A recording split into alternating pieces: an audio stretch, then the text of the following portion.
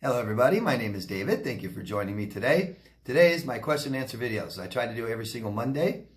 And what I'm doing is I'm answering you guys' questions from last Monday. And any questions you guys have today, please go down into the comment section, ask me anything you like, and I'll answer them next Monday in the next Q&A.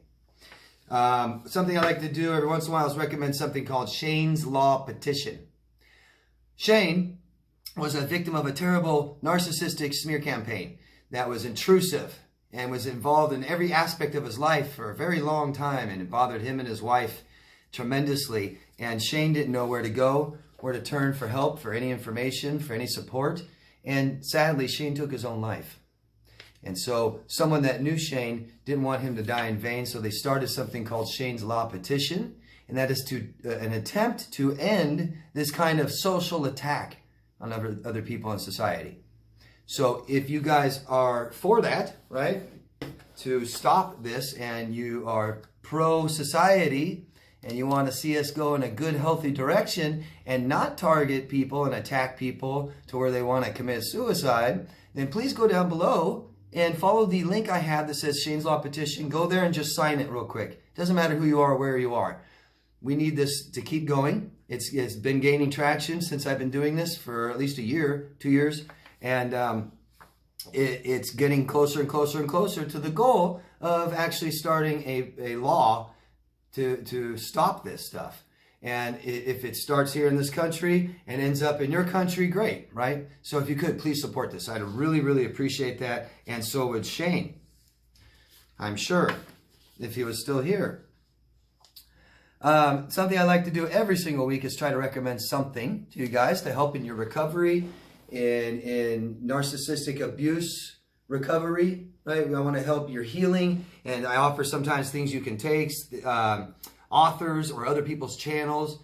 And this week I'd like to recommend a book by an author who's been a supporter here at the channel. She's been down in the comment section. You guys may have seen her, and she wrote a book 2 months out of her experience. She's a real go-getter, huh? And I really love the title of this book that she wrote. It's called Narcotic Love: In and Out of the Coma of Narcissistic Abuse. I think that's great. Narcotic Love, the drug. Her name is Sarah Zokowski. She says it's written by a survivor for survivors. I think that's pretty neat. So please check it out. I'm going to put the link down below for the soft copy, paperback copy in Amazon for you guys. If you guys are interested, please support Sarah and buy a copy, check out the book. Let me know what you guys think. She's going to be nice enough to send me a copy, so when I'm done reading it, I'm going to let you guys know what I think of it. Thank you, and thank you, Sarah. So let's get started with the questions.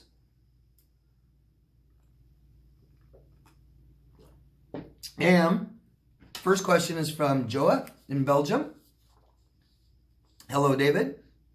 Your channel is my favorite. Hello, and thank you very much.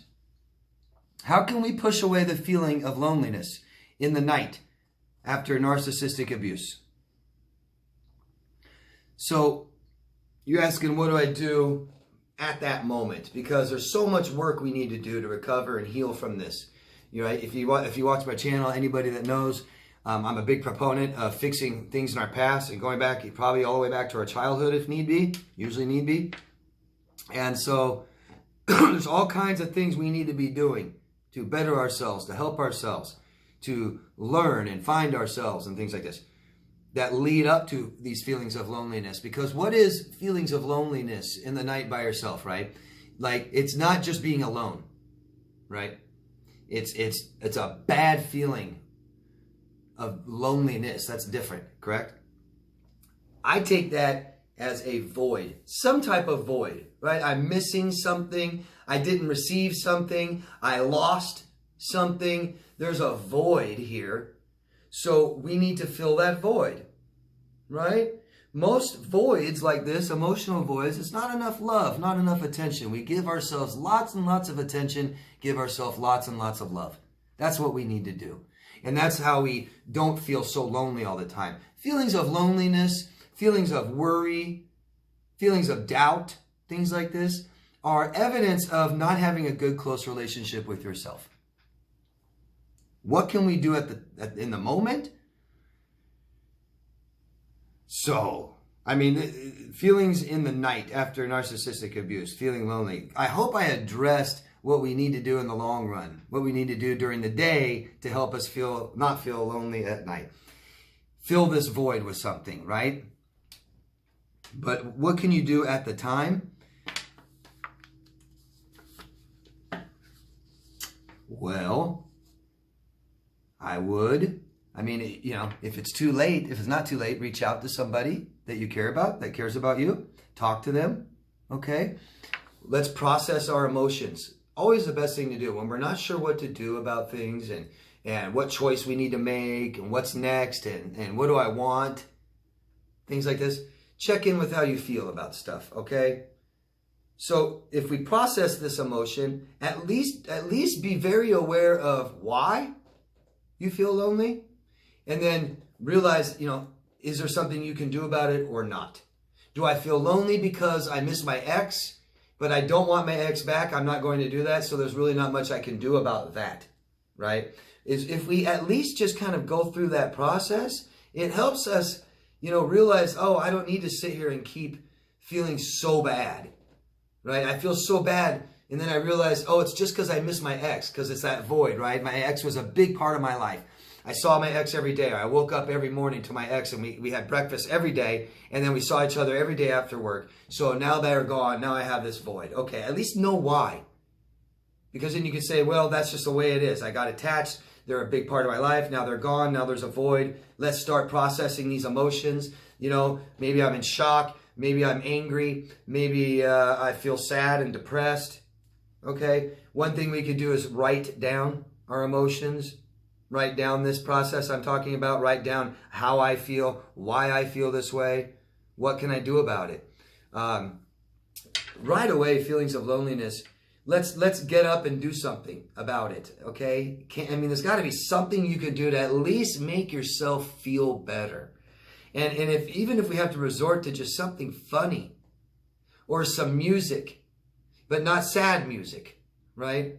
And we don't want to drink alcohol. Drinking alcohol makes us feel worse, so we don't drink alcohol. Maybe a little bit of exercise. You know, this may be just causing you anxiety. And so let's do something about the anxiety. Have you eaten a meal? Let's eat.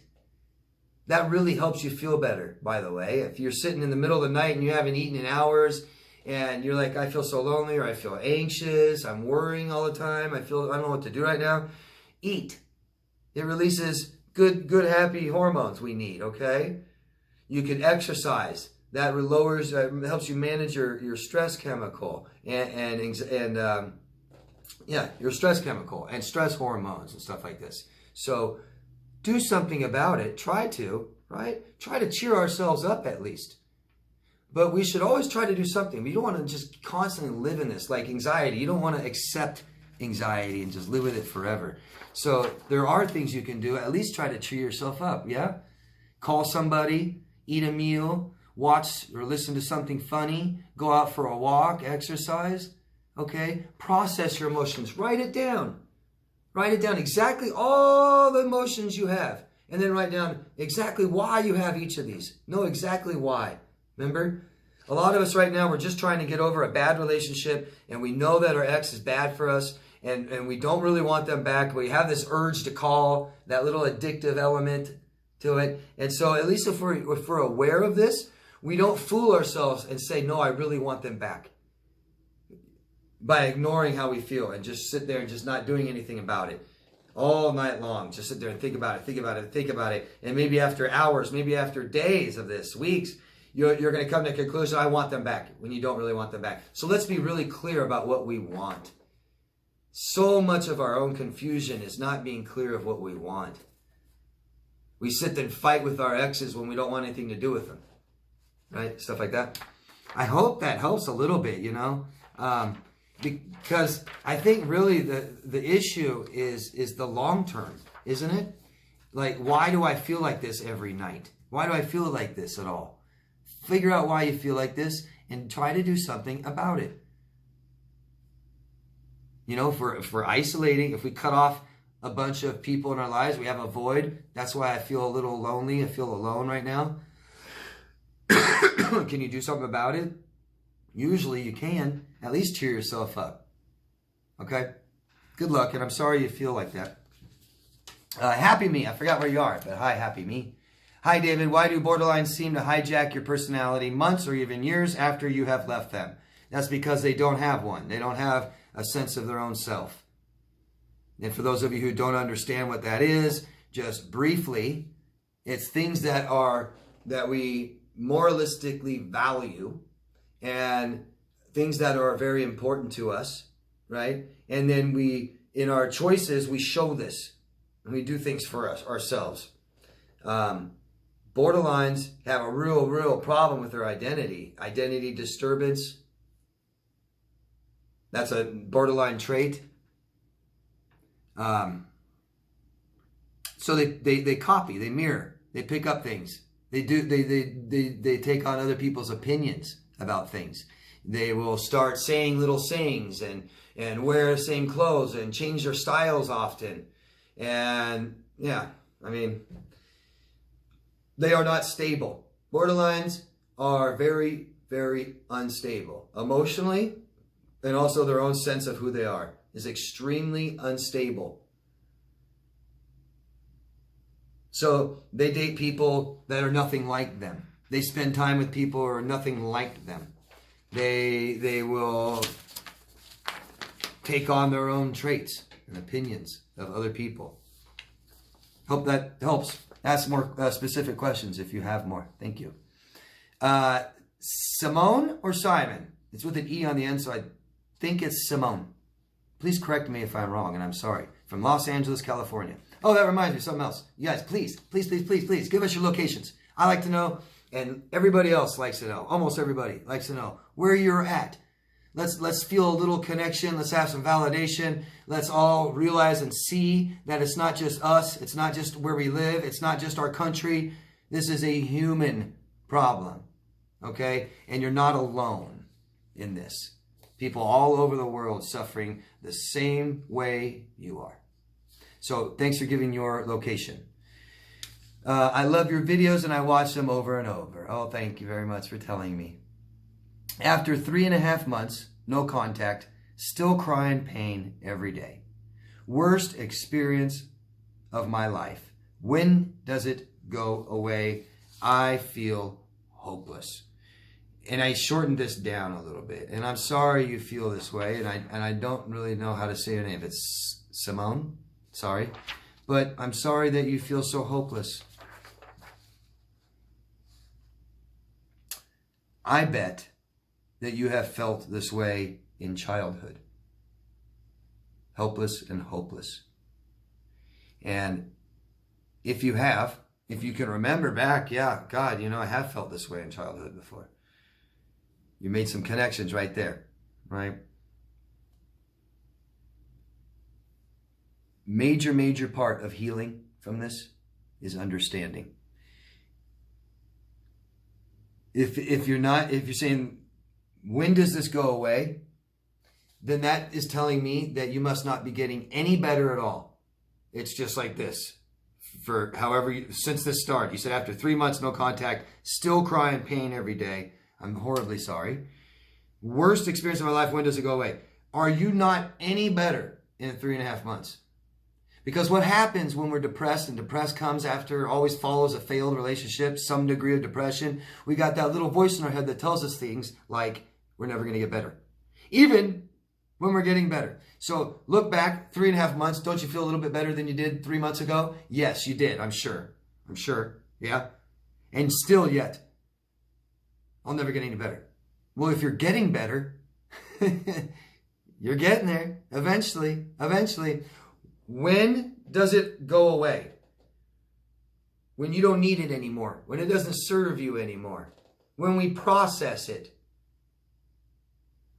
When it doesn't hurt anymore. That's when you understand that you're a beautiful person. That's when it stops hurting.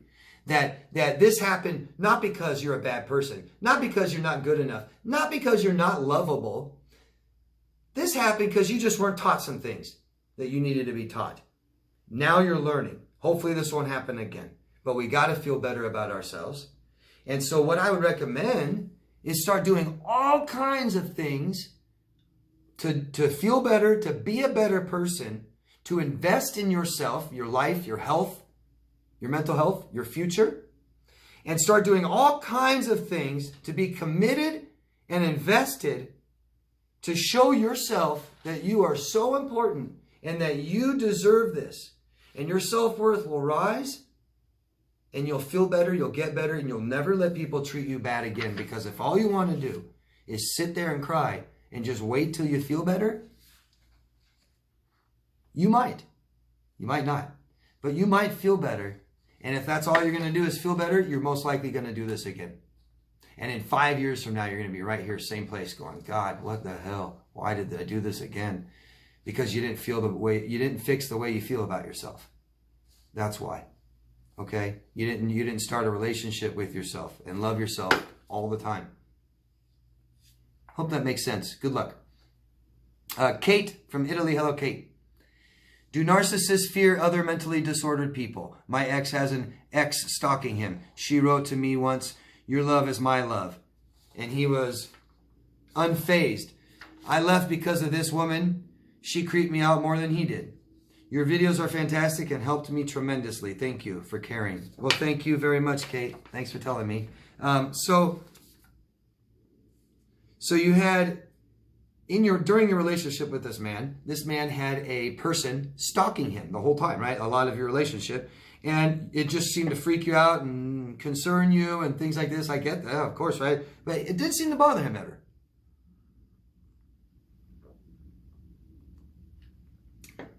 Now I'm just throwing this out here, Kate.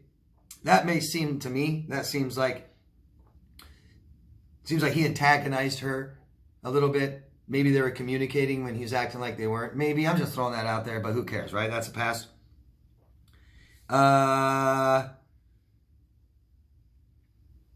So he may not be as alarmed by someone stalking him, by someone being so unhealthy and so imbalanced and so unstable. That may not trigger alarms in his head because he himself is so unhealthy and toxic and unstable. Right? Like drug addict behavior isn't as alarming to drug addicts as it is to non-drug addicts, right? No big deal. He's sick. He's unstable. He has a personality disorder, if he does, right? I'm assuming all that's true. And so he's not too alarmed by other people like him. Make sense? Your question is, do narcissists fear mentally disordered people? Well, that's too broad. That's all narcissists. I have no idea. I'm going to speak for all narcissists. Narcissists tend to have more fears than we do. Okay? They don't meet their own emotional needs. They're totally dependent on other people, and they have massive insecurities, massive shame, so they have more fear. They're less stable. They're more afraid. They're in life or death mode. That's why they're judgmental. Okay? That's why they black and white think. Judgmental. So narcissists, in my opinion, fear people more. But unhealthy, toxic behavior, okay, doesn't bother them as much because they are. I hope that makes sense, Kate. If not, ask me more questions. Yep, that's all you're asking me, right? Yep. Yep. Yeah, I think that makes sense. I mean, like I said, maybe it's because he's talking to her. Maybe it's because he was having an affair with her. Maybe, right? And so it doesn't bother him as much.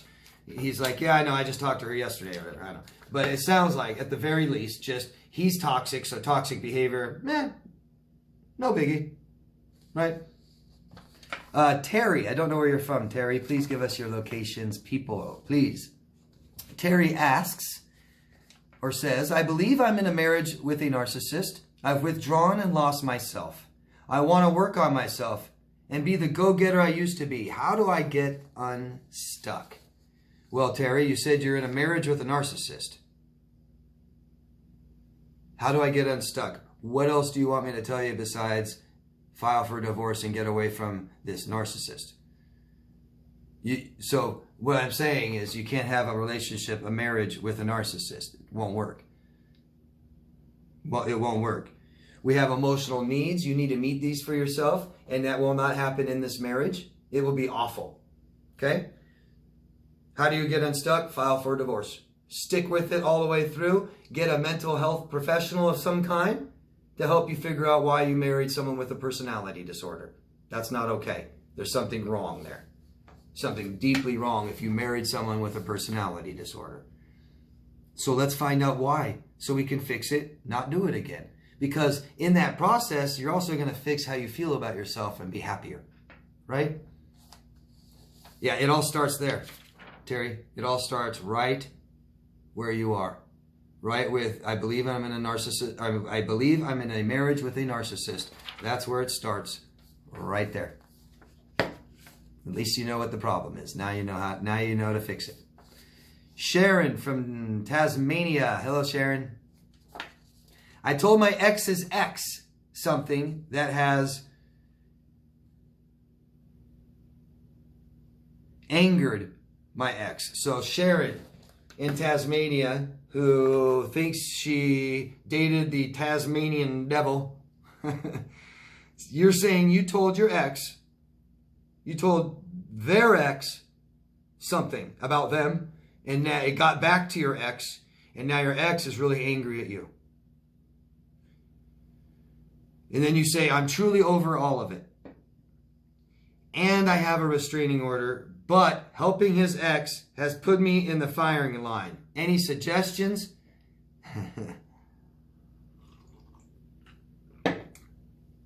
Biggest suggestion, learn from this. What did you learn from this, Sharon? What did you learn? Cause and effect. I talked bad about somebody and it came back to me. Any suggestions? Don't do that again. Right? Seriously. Let's not talk bad about people. Just to let you know, that's abuse. And it doesn't matter if he abused you. Just to let you know. Doesn't matter. All the nasty, disgusting, abusive things he's done to you, you just went and abused him back. Right? If you said bad things about him, that's intentionally hurting somebody, that's abuse. Okay? That's actually definition. Talking bad about people. Talking bad to people, talking bad about people. That's abuse. So, I'm sure he is angry. You know? And I get it. If he abused you, he's a scumbag. I get that. I get that. But Sharon, we need to be above that, right? We need to make it real clear that he's the abuser, you're the victim, right? And now it's over. So anything else after this, be careful, Sharon. We don't talk to his ex's ex. We don't talk bad about people. This shows that maybe you are not truly over all of it. You may need some more healing and things to learn about this. If we're talking to our ex's ex, right? And I get it. You're going to say, they contacted me. I didn't care. Blah, blah, blah. Shouldn't have been telling them. Shouldn't have been talking to them. Shouldn't have said anything. There might be some unresolved issues still that you might want to talk about with somebody, talk about with a professional, not their exes. Okay? That's it. Any suggestions on how to get out of the firing line? Relationship's over. So you're not going to talk to him now.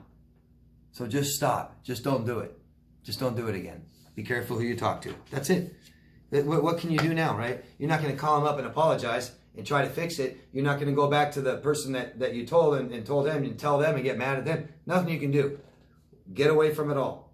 Get away from it all. Don't talk to anybody else he knows. Don't talk to that person. Don't talk to him. It's all over. Done with it, okay?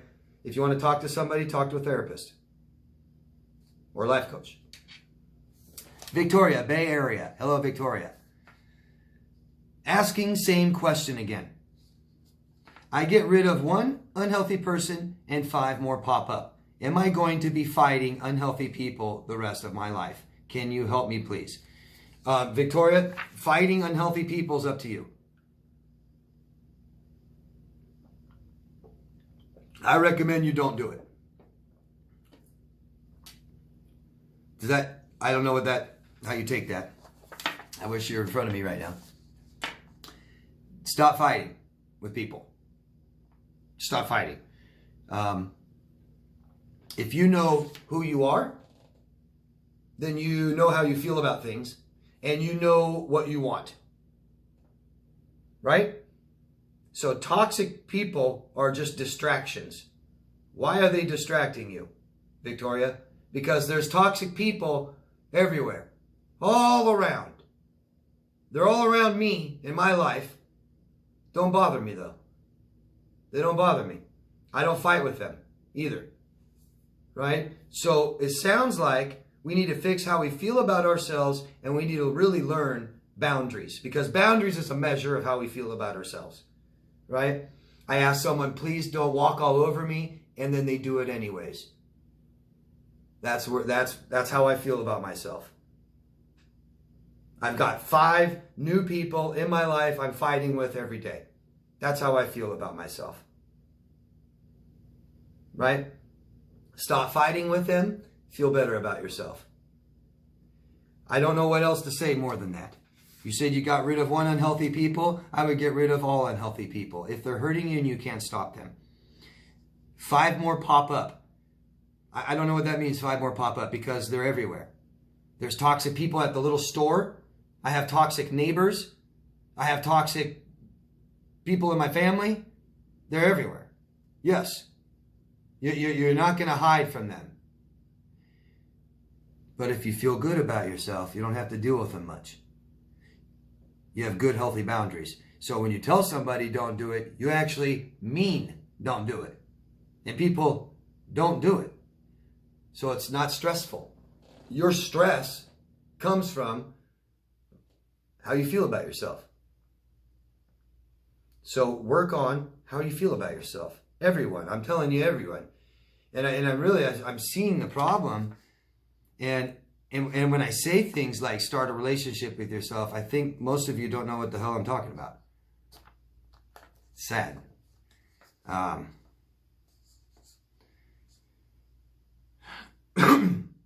Victoria, if you realized how beautiful you are, you wouldn't fight with people. There'd be no reason to. You'd just give yourself what you need and the day would be over.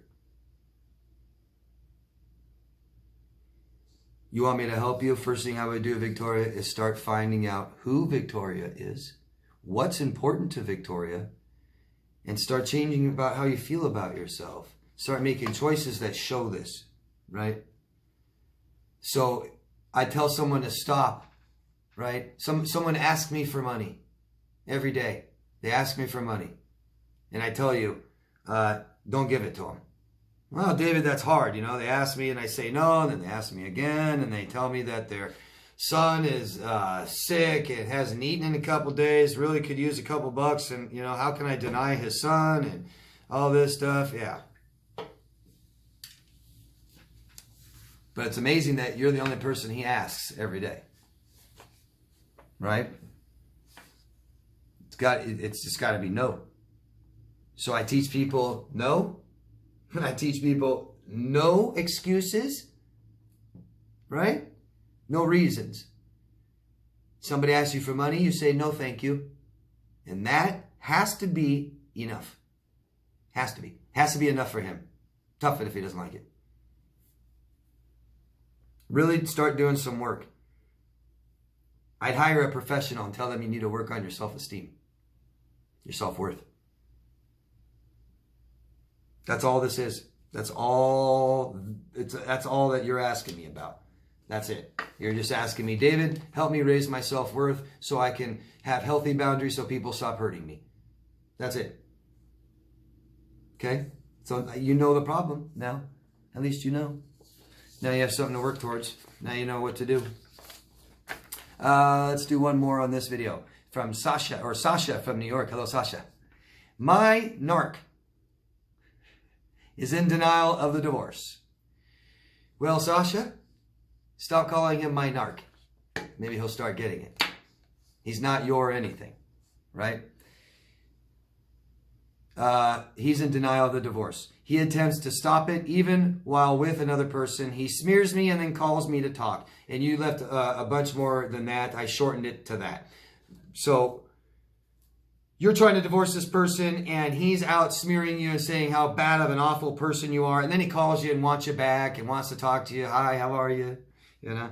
So what's going on? He's having a hard time dealing with the divorce, Sasha. He's not good at this. Okay, if he has you said my narc, so if he has narcissistic personality disorder, he's not going to take a divorce very well. And I know some of you guys are going out there going, what do you mean? I went through a divorce with my ex who's a narcissist and he didn't seem to care at all. No, that's just how he shows it. Because all that matters is how he looks. That's who he is. Ego. Ego means I am your opinion. That's who I am. So it's real important to show that, well, I don't care about divorce. No big deal. So, my recommendation is do not talk to people that listen to his smears. Cut everybody off that is related to him, that is associated to him. Don't talk to anybody right now. Don't look at social media. Anybody that's telling you information about him, say, if you really care about me, you won't tell me things about him anymore. And these are things that you're doing for yourself. Okay? So that's it.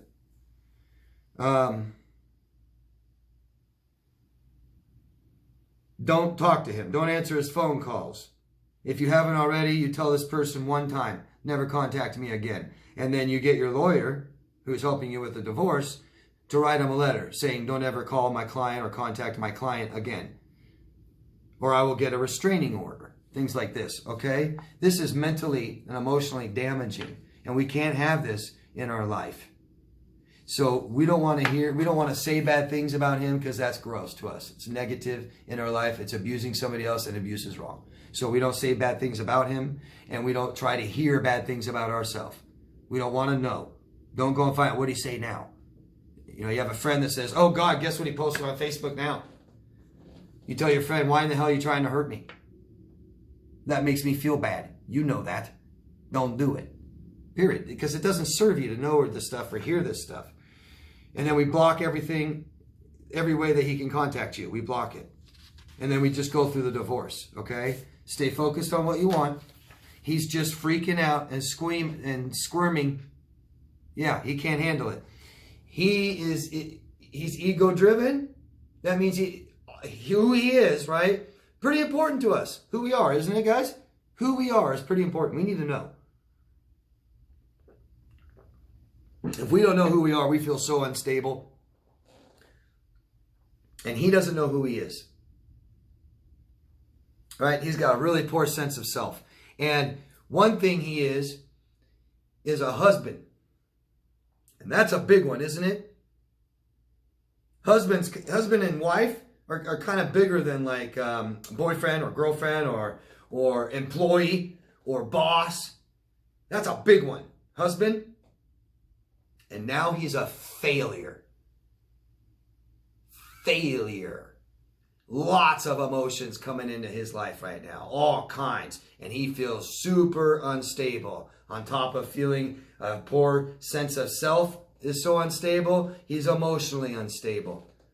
So he's going to do all kinds of crazy stuff. Stay away from him. Don't make it worse. Don't talk to him. He's impulsive. He's dangerous. That's it, guys, for part 1. Thank you very much. I'll start part 2 right in a minute, and it should be up soon. I know I was late this week. I try to get my videos out by noon Pacific time every Monday. It's already late in the evening Monday. I've been super, super busy. Very good busy. Good stuff. So, but I'll always have this out. I know a lot of you guys really rely on these, so don't worry. I'll have them out every week. I make sure no matter what. Thank you. If you could help me, I'm trying to make this information available for people who need it. There's thousands and thousands of people who need this information. And a lot of these people that don't get information, that don't get answers, they do what Shane did and killed himself. You guys can save lives by pushing buttons. You can vote up or down on this video. You can comment. You can subscribe to the channel. You can post this video in forums and groups, different social media accounts, okay? Thank you. Love yourself first. See you in part 2.